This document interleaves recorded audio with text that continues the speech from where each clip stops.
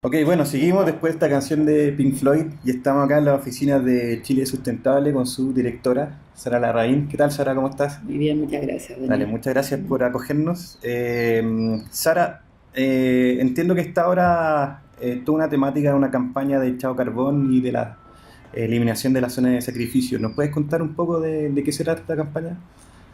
Bueno, Chile Sustentable ha trabajado desde el año 2000 en la política energética, eh, tratando de cambiar el rumbo de lo que era la política energética tradicionalmente, donde está súper concentrada en cuatro actores y prácticamente en energía fósil y energía hidráulica. Eso era un poco la matriz. Y lo que nosotros teníamos hacia adelante como futuro energía, si tú mirabas los planes de obras en la Comisión Nacional de Energía, era el conjunto de proyectos más rentables para los privados. Cada privado decía quiero hacer esto y eso es lo que se ponía en el listado y eso era el desarrollo energético del país. Por lo tanto, no había eficiencia energética, no había renovables no convencionales, no había un plan estratégico desde la perspectiva de la seguridad energética, etcétera. Y prueba de ello es que cuando fue la crisis del gas con Argentina, año 2003-2004, tú mirabas el plan de obras de la Comisión Nacional de Energía y eran 9 centrales a carbón y una hidroeléctrica, todavía me acuerdo, en el Tume, y el resto eran puras centrales a gas natural, y resulta que gas natural no había. Entonces, hemos trabajado siempre en establecer cuáles son los principales principios que deben iluminar el desarrollo de la política energética y obviamente establecimos que todos los temas de seguridad y equidad en el suministro son clave, todo el tema de sustentabilidad ambiental del desarrollo eléctrico particularmente es absolutamente clave y fuimos un actor muy relevante en los dos cambios legales vinculados a abrir un espacio para las energías renovables no convencionales y al mismo tiempo obligar a las empresas a que al menos un porcentaje de la nueva energía que ingresaban tenía que ser obligatoriamente de estas nuevas energías renovables no convencionales y si no tenían que pagar multa.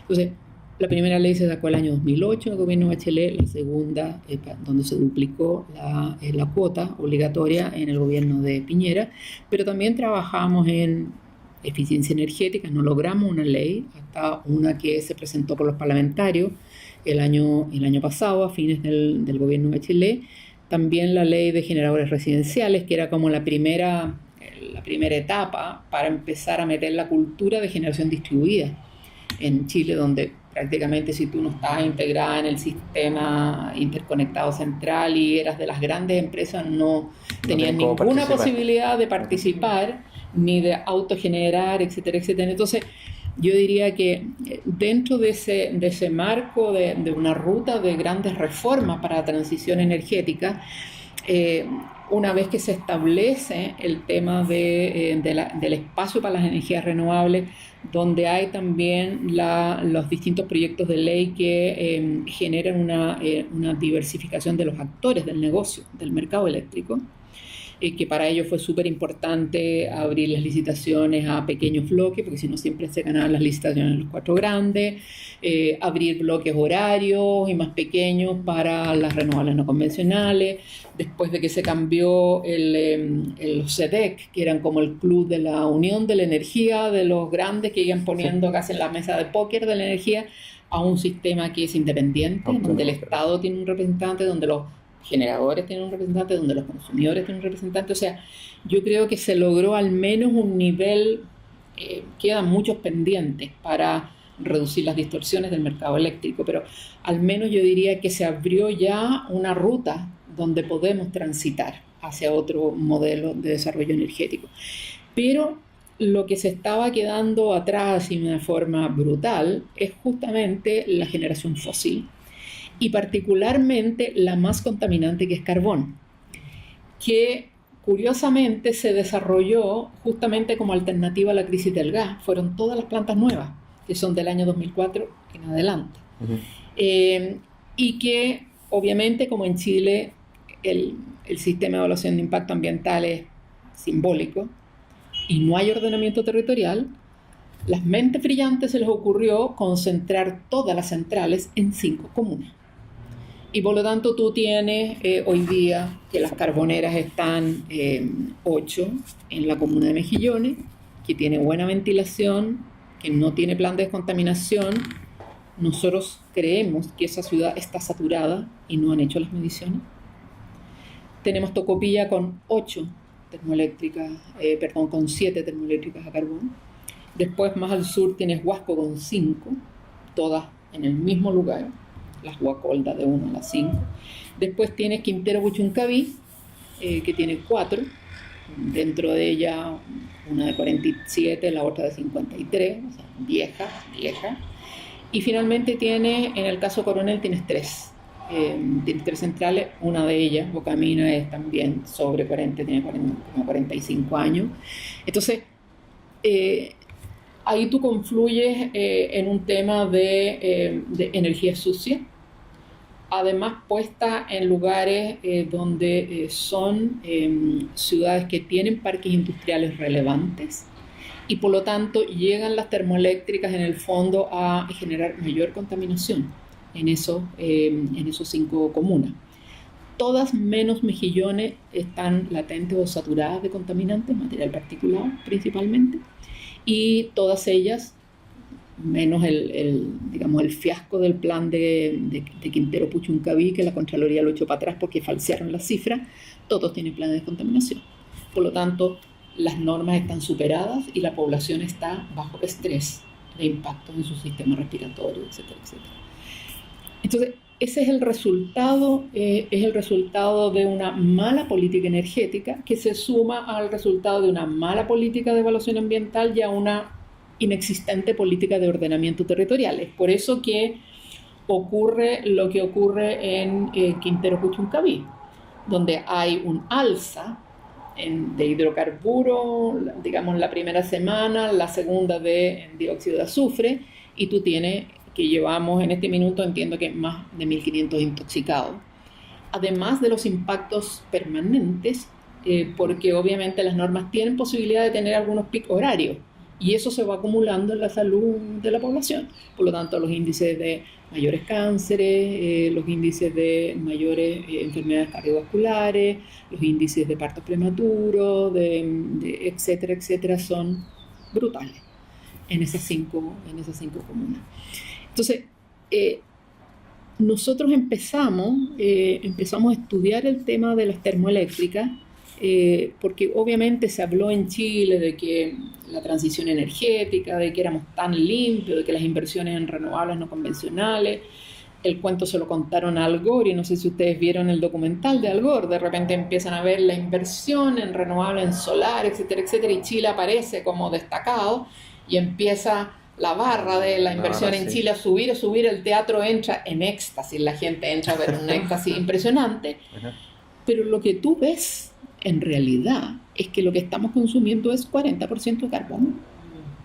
Entonces, eso es una película que yo no sé quién le contó, la película de las inversiones, pero la realidad en Chile es que tenemos un porcentaje gigantesco, casi 70% de generación fósil, y dentro de eso 40% es carbón, y hay años que es 42, hay años que es 38, pero siempre estamos en torno al 40%. Entonces es la gran mentira, si bien es cierto de la capacidad instalada el 28% son carboneras, la verdad es que lo que consumimos cuando prendemos la luz o ponemos el microondas, qué sé yo, es 40% carbón. Y ese 40% carbón está en 5 comunas donde la gente está mal, está afectada. Entonces, nosotros empezamos el año pasado, no había levantamiento de información a ver quién es quién. La ciudadanía no tenía información. Claro, si tú ibas al SIC o ibas a las empresas, entre ellas el Ministerio de Energía, no había hasta el gobierno de Bachelet, el primer gobierno de Bachelet, que se hace un Ministerio de Energía. Antes era una comisión de minería y energía, o sea, no tenía ninguna relevancia, era para servir a la minería nomás. Entonces, en todo este contexto, nosotros dijimos, oye, la verdad es que aquí hay que actuar sobre este sector que está súper atrasado. O sea, aquí la política energética ya inició una transición obviamente no con la brillantez que se plantea, ¿no es cierto?, en el documental y todo lo demás, pero aquí están tapando la mugre debajo de la alfombra y esa mugre se llama carbón, está en 5 comunas que están súper afectadas ambiental y humanamente. Y bueno, entonces hicimos el año pasado un levantamiento de todas las termoeléctricas, hicimos un levantamiento de las emisiones de las termoeléctricas, y lo que vimos es que, bueno, hay cuatro empresas que concentran la propiedad, por lo tanto son 4 los actores que tienen que moverse aquí y cambiar. AES-Gener principalmente es casi 54% de la propiedad de las termoeléctricas a carbón es de AES-Gener. Después tenemos un 20 y tantos Engie, que es una empresa francesa. Después tenemos claramente Enel, que es una empresa italiana, y tenemos Colbún con una central, Santa María en Coronel, que renunció a construir Santa María 2, que era la segunda unidad que le fue aprobada ambientalmente por el Estado, en una zona que está saturada de terror. Entonces, lo primero que nos chocó y nos impresionó muy fuertemente al levantar este estudio es que hay una serie de centrales que simplemente no debiera estar funcionando, que tienen sobre 40 años, que tienen tremendos índices de contaminación, de emisiones, no solamente CO2, sino que dióxido de azufre, óxido de nitrógeno, etc. Pero además, si nosotros vemos en términos de contaminación, vamos a ver que estas 28 termoeléctricas son las que emiten el 91% del dióxido de carbono de todo el parque eléctrico. O sea, si nosotros elimináramos estas 28 centrales a carbón, quedaríamos con una matriz limpia. Lo mismo en relación a los contaminantes locales. En dióxido de azufre, estas 28 carboneras son el 97% de las emisiones de dióxido de azufre, el 88% del material particulado. Si las cerráramos, no solamente ayudaríamos a poder cumplir el compromiso de Chile en el Acuerdo de París para reducir emisiones de CO2, sino que además se cumpliría automáticamente los planes de descontaminación, que ya llevan 10, 12, 15 años y todavía no se cumplen, que se cumplirían las metas de los planes de descontaminación, porque la mayoría de ellos están decretados, saturados por material particulado.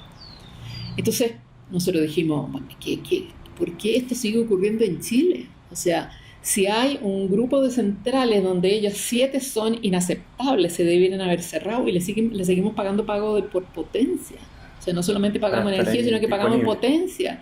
Por estar disponible, le hemos pagado potencia 40 años, algunas tienen 57 y los chilenos seguimos pagándoles potencia. ¿Qué es esto? Es como un insulto a la inteligencia, es un insulto a la salud, es un insulto al medio ambiente.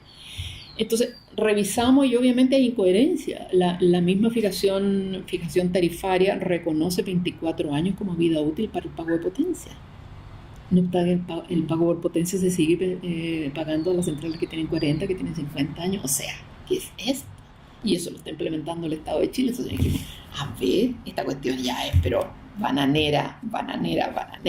O sea, ¿qué onda esta cuestión? Y al mismo tiempo, resulta que en el tema de emisiones y de los impactos son realmente actores muy relevantes. Entonces, obviamente, cuando tú veías los temas vinculados a problemas de salud, problemas de contaminación, zonas saturadas y con planes de descontaminación, te hacía el cruce. Entonces, obvio que en aquellos lugares donde están concentradas 8, 7, 5 centrales termoeléctricas de carbón son zonas de sacrificio, porque además está establecido que se superan las normas y además hay impactos en la salud que están totalmente probados.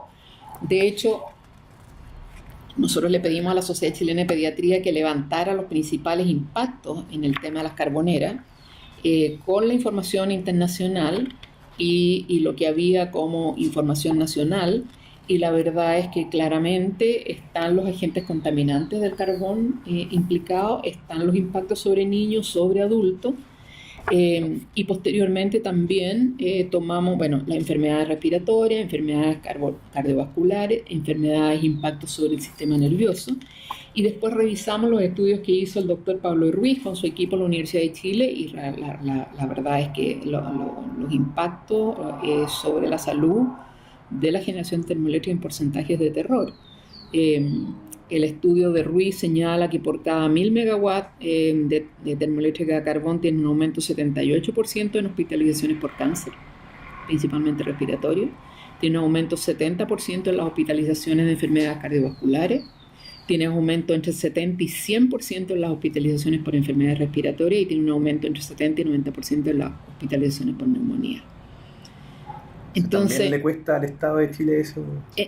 O sea, esos son temas de salud. Esos son temas de salud, esos son días de trabajo perdidos, esos son los presupuestos de la familia, eso es el estrés de enfermarse, o sea, los impactos de la contaminación, todos sabemos, son acumulativos. Entonces, nosotros dijimos, bueno, esta cuestión la verdad es que no es aceptable, estar con este lastre, esta mugre debajo de la alfombra no es aceptable. Empezamos a hacer una serie de planteamientos el año pasado con el Estado. Finalmente logramos que el gobierno de Bachelet estuviera dispuesto a ir a integrarse al Powering Pascal Alliance, que es una coalición de países como Inglaterra, Canadá, Francia, Portugal, etcétera, que se comprometieron a terminar con todas las plantas de carbón en el año 2030. No obstante, en ese minuto se produjo una tensión entre el Ministerio de Medio Ambiente, Mena y Rebolledo en energía, y finalmente se cambió la firma de este acuerdo, le quitaron el lápiz y se transformó en un compromiso entre el gobierno y las generadoras para armar una mesa de descarbonización, en la cual el punto de partida eran las empresas, las 4 empresas, las que nombramos antes, Endesa, Gener, Colbún y Engie, se comprometían a no construir nuevas plantas y a trabajar en criterios y condiciones para cerrar un cronograma de cierre o reconversión de las centrales a carbón. Entonces, obviamente ese es un plan que depende de la voluntad política del Estado, que depende más bien de la voluntad de las empresas, que van a tener que proponer un cronograma voluntario. Y obviamente acá hay varios puntos que nosotros planteamos en la primera etapa, que era la campaña por el fin del carbón, antes de llamarse Chao Carbón, por eso cuento esta historia. La primera es cierre inmediato de las 7 centrales con más de 40 años y que son las más contaminantes. Son focos de impacto sobre la salud y el medio ambiente. Segundo, claramente terminar con las distorsiones que constituyen subsidios a la carbonera, como el pago por potencia, particularmente centrales sobre más de 24 años. Un tercer elemento que es súper claro es que hay que corregir el impuesto verde. El impuesto verde hoy día se le cobra no a las termoeléctricas a carbón como criterio de entrada, sino que entran, y el valor del impuesto verde de estas carboneras que entran con el costo marginal se reparte y la tienen que pagar todas las energías que ingresaron al sistema en el momento de comercializar, es decir, de salir de la red. Por lo tanto, hoy día las solares, las eólicas, las hidroeléctricas están pagando parte del impuesto verde, aunque no generan los contaminantes que están, penalizados por el impuesto verde. Yo no sé cómo las empresas de energías renovables no se han ido al Tribunal de Libre Competencia, porque eso es dumping, eso no es una distorsión de mercado grave, que a ti te cobren por algo que tú no estás generando, o sea, absurdo. Pero bueno, esa corrección hay que hacerla, porque hoy día constituye una distorsión que las energías limpias paguen parte del impuesto de las energías sucias. Y por otro lado, también hay 2 resoluciones del gobierno pasado que implican que el coordinador eléctrico prorratea y devuelve, compensa a las empresas con parte del valor del impuesto verde, lo que es absurdo. Por lo tanto, finalmente los chilenos estamos pagando, un precio de la energía que implica un subsidio por el lado del pago por potencia y por el lado del no pago real del impuesto verde a las empresas carboneras. Cuando se transforma en Chao Carbón esta campaña es a propósito de la crisis de Puchuncaví Quintero. La crisis de Puchuncaví Quintero tiene dos componentes. Tiene un componente de contaminación por hidrocarburos y tiene un componente importante de contaminación o de aumento o pic de emisiones de dióxido de azufre, que es lo que genera los pics de intoxicación que hemos tenido, varios, aproximadamente unos 12 pics, en los cuales ya se ha acumulado un conjunto de más de 1.500 personas intoxicadas. En ese momento nosotros entendemos de que hay que darle un sentido de mayor urgencia a la campaña, y eso se hace con involucramiento mayoritario de otros sectores del sector político más allá del Ejecutivo, que es el que llevaba el tema, y por lo tanto contribuimos a la formación de una bancada parlamentaria, Chao Carbón, por el fin de la generación a carbón en Chile al año 2030, todo. Las 7 viejas ahora ya, y el resto 2 por año hasta que el año 2030 no queda ninguna. Y incorporamos también a actores y voceros del sector del arte, de la cultura, de la música. Para tener llegada a la gente, ¿no? Exactamente, en el sentido de que son personas que representan de alguna forma, que tienen una cierta credibilidad distinta de los políticos, y también líderes de las comunidades locales. Entonces en la campaña nos hemos concentrado un poco en las redes sociales, nos hemos concentrado al sector político, particularmente aquellos que representan a los intereses de la gente en la zona de sacrificio, o en estas 5 regiones, a gente del mundo de la cultura que tiene una mayor legitimidad ética y cultural con la ciudadanía, y obviamente a los ciudadanos directamente afectados. Por lo tanto tenemos líderes en videos, etcétera. Tenemos testimonios de líderes de Mejillones, Tocopilla, Huasco, Coronel y Quintero Puchuncaví. La campaña pretende popularizar y educar sobre qué significa la generación de carbón para las personas y para el medio ambiente. Educar además de que hoy día es posible descarbonizar. Tenemos el doble de la oferta eléctrica de lo que el país está consumiendo. Tenemos una capacidad instalada sobre 20.000, 22.000 megas, y claramente lo que nosotros estamos consumiendo hoy día en los máximos horarios son entre 9 y 10.000. Por lo tanto, hoy día es el momento ya. La minería no va a tener un boom en los próximos años, y todos han señalado, incluso el sector energético, que por lo menos en los próximos 5 o 7 años no hay que construir nuevas plantas, no es necesario, porque hay un parque instalado. Y por lo tanto, hoy día perfectamente las carboneras se pueden cerrar, y para las puntas se tendrá que ingresar la capacidad disponible en gas natural, sin duda. Y en caso contrario, más adelante tendrá que cambiar la forma de operación de la hidroelectricidad, usarla como almacenamiento y por lo tanto funcionar en PIC, ¿te fijas? Y que en muchas partes del mundo ya se están usando como parte del concepto de almacenamiento, la hidroelectricidad.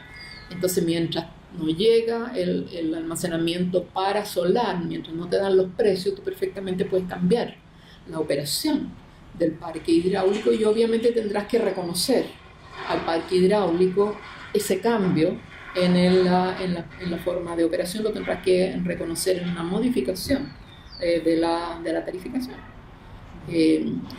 Pero la campaña Chao Carbón tiene eso, es posicionarlo a nivel nacional, con el objeto de hacer inviable la continuación de mantener este tipo de energía con estos costos, y a los cuales se les está pagando por matar a la gente. Y por otro lado, tener la posibilidad de que esto sea lo más rápido posible. Nosotros queremos que en los próximos 10 años esto vaya así, con el objeto de verdaderamente poder abatir esta curva, que es la que está, digamos, afectando a la población. Las proyecciones que nosotros hicimos con CAS Ingeniería, que es la misma consultora que hizo todo el expediente técnico para la norma termoeléctrica hace unos años, es que las emisiones continúan altísimas hasta el año 2037. Por lo tanto, sálvese quien pueda. Las proyecciones que hicimos para las 5 comunas son de terror, es apocalíptica. Mira Mejillones, qué es lo que ocurre al año 2023 con las emisiones y qué es lo que ocurre con el año 2033. En todas las comunas. Mejillones es la más afectada en los próximos años. Mejillones es la que tiene más centrales y tiene más capacidad instalada, son 1.894 megas. Entonces, obviamente, tú ahí tienes un problema serio. Después en Huascos tienes del orden de 700, en Tocopillas tienes 622, Engie ya se comprometió a cerrar Tocopilla 12 y 13 el próximo año, en abril. Tienes Coronel, tienes Puchuncaví, Quinteros con 820. Entonces, claramente aquí tenemos que cortar esa tendencia. Y la única forma es cerrar la carbonera. Y por lo tanto es totalmente viable. En los últimos estudios que ha hecho el coordinador independiente señala que es posible descarbonizar al año 2035 sin afectar la seguridad del sistema, sin afectar la calidad del servicio, y obviamente los aumentos de la inversión y el aumento, por lo tanto, del Lucas en ese punto se netean completamente con la baja en los costos de operación, y por lo tanto ese neteo implica que además no sube el costo de la energía. Entonces tú ves que la política no está cambiando solamente porque un paquete de empresas que son las mismas que boicotearon las energías renovables no convencionales en el Congreso, en todas partes, siguen tratando de ganar hasta las últimas lucas a costa de los pulmones de la gente y del medio ambiente. O sea, lugares como Puchuncaví y Coronel son, particularmente Puchuncaví, la muerte de toda la agricultura en toda la zona. O sea, esa cuestión es muchos años para revertir los impactos. Esta campaña apunta directamente al presidente de la República, a Sebastián Piñera. ¿Han tenido alguna respuesta de él relacionada con esto? La verdad es que hoy día los ciudadanos podemos hacer nuestra pega y el Parlamento puede legislar y hacer una pega y por lo tanto incidir indirectamente. Pero el presidente de la República es el que tiene la responsabilidad ética y política. Y por lo tanto el llamado, muy respetuoso, por favor, señor presidente, cierre las tomas eléctricas en las zonas de carbón, en la zona de sacrificio, nuestros compatriotas están muriendo, es responsabilidad política de él. Él lo puede hacer en el sentido de decir a las empresas, mire, yo quiero un cronograma de cierre al año 2030, y le puede decir al coordinador, establezcame los requisitos, qué es lo que hay que hacer, qué cosas hay que adelantar del plan de expansión, de lo que tenemos el año 2018. Prácticamente lo único que tú tienes que adelantar es la línea continua que se planteó en enero de 2018 en el plan de expansión, que hoy día, bueno, tú sabes que las mineras se fueron al panel de expertos porque como cambió y ahora no es 80-20 el pago, sino que lo pagan todos los consumidores, no, ellas no están pobres, no pueden pagar un adelanto en las líneas de transmisiones. Probablemente lo único que habría que hacer del cambio. Pero ahí alguien tiene que tomar la decisión, y en Chile el que toma la decisión se llama presidente de la República. Por lo tanto, él es la persona que tiene que tomar la decisión, él es el responsable ético y político de lo que está pasando en estas zonas de sacrificio. Si estuvieran una en un lugar, otra en otro, sería otro cuento. La urgencia sería distinta. Sería así por un tema que Chile puede contribuir a la comunidad internacional, el cambio global y reducir las emisiones, mitiguemos CO2 y todo lo demás. El problema es que no es solamente CO2, son contaminantes locales, y eso está matando a la gente. Entonces aquí el presidente no puede hacerse el leso de que yo no voy a cerrar, que no puedo hacer una llamada telefónica. El presidente de la República en Chile, en el sistema presidencialista, tiene la autoridad y tiene la responsabilidad ética política. Si no la toma... Ya lo hizo una vez, ¿no? Ya lo hizo una vez en el sentido contrario, pero hoy día él lo que ha respondido en un programa de televisión es que él no puede cerrar las termoeléctricas de un día para otro. Nadie le está diciendo un día para otro, le está diciendo cierra las obsoletas, cierra los mamarrachos, La misma Cristina Figueres cuando vino le dijo, vayámonos con las bisabuelas, ya déjenlas descansar, ¿te fijas?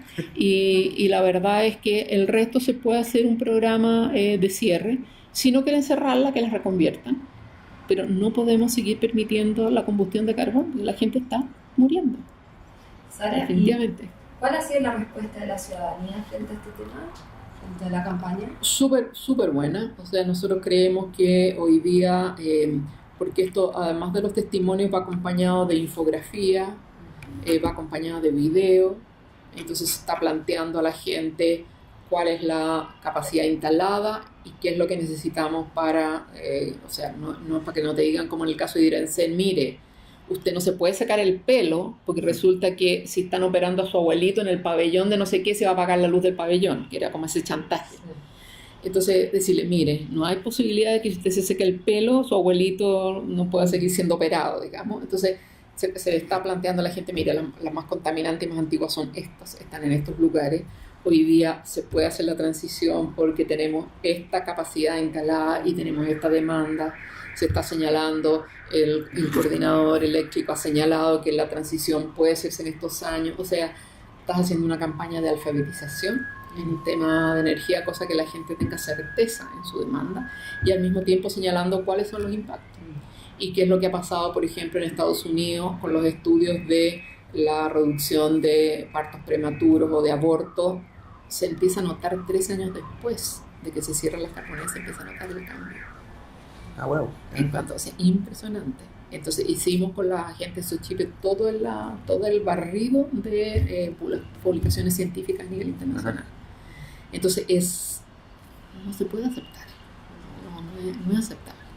Entonces yo diría que la gente se está formando, está retuiteando, no solamente me gusta, sino que está repartiendo con otra gente. En algunas ciudades han empezado incluso a aparecer rayados en las paredes, chao carbón. La gente se quiere fotografiar con la manito, chao carbón. O sea, yo diría que es como es una demanda que se está incorporando, pero no solamente porque sí, sino que porque saben que hoy día se puede, porque saben que esta energía tiene sus impactos, porque las zonas de sacrificio como Puchuncaví y Quintero no pueden tener otros que produzcan lo mismo que se podría producir, se podría generar lo mismo en Tocopilla, se podría generar una situación, una emergencia sanitaria del mismo tipo, o en el caso de Coronel se podría generar una emergencia sanitaria. De hecho hay niños con ya análisis de sangre pagado por el municipio de Coronel, y en la mesa de carbonización el alcalde Coronel pidió ir y dijo que él hasta la muerte, hasta el último día de su mandato, va a estar trabajando por el cierre de la termoeléctrica.